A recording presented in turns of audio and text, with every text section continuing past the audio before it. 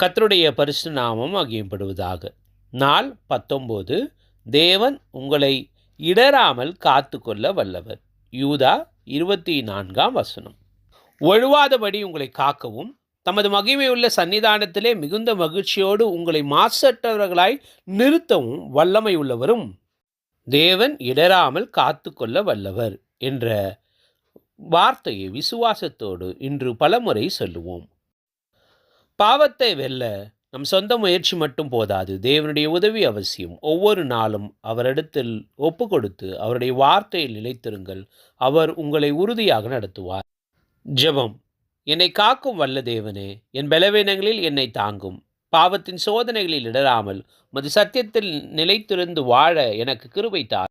என் வாழ்க்கை உமக்கு மகிமையாக இருக்க செய்யும். இயேசுவின் நாமத்தில் ஜெபிக்கிறேன் நல்ல பிதாவே, ஆமேன்.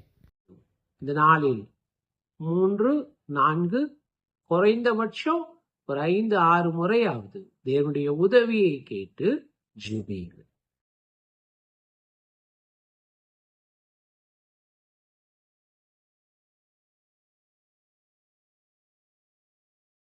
இதனாலே ஏமாற்றுதல் அல்லது மோசடி என்ற பாவத்தை குறித்து வேத வசனங்களை இந்த நாள் முழுவதும் தியானித்து பார்ப்போம். 1 பேதுரு 2 சகல துர்குணத்தையும் சகலவித கபடத்தையும் வஞ்சகங்களையும் பொறாமைகளையும் சகலவித புறங்கூறுதலையும் ஒழித்துவிட்டு என்று எழுதியிருக்கிறதே.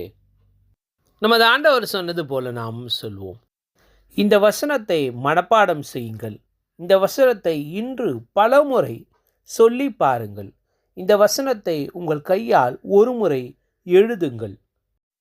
பாவத்தின் சோதனை வரும்பொழுதெல்லாம் வேதாகம வசனத்தை சத்தமாக மேற்கோள் காட்டுங்கள். வேதம் அந்த பாவத்தை குறித்து என்னவெல்லாம் சொல்லுகிறதோ அதுக்குரிய வேத வசனங்களை இங்கே கொடுத்திருக்கிறோம். நீங்கள் அதை படித்து பயன்பெறுங்கள். இந்த புத்தகம் தேவைப்படுவோர் 9962154036 என்ற வாட்ஸ்அப் எண்ணிற்கு எங்களை தொடர்பு கொள்ளவும். May God bless you. Turn to the Believers என்ற இந்த யூடியூப் சேனலை சப்ஸ்கிரைப் செய்யுங்கள், மற்றோடு பகிர்ந்து கொள்ளுங்கள்.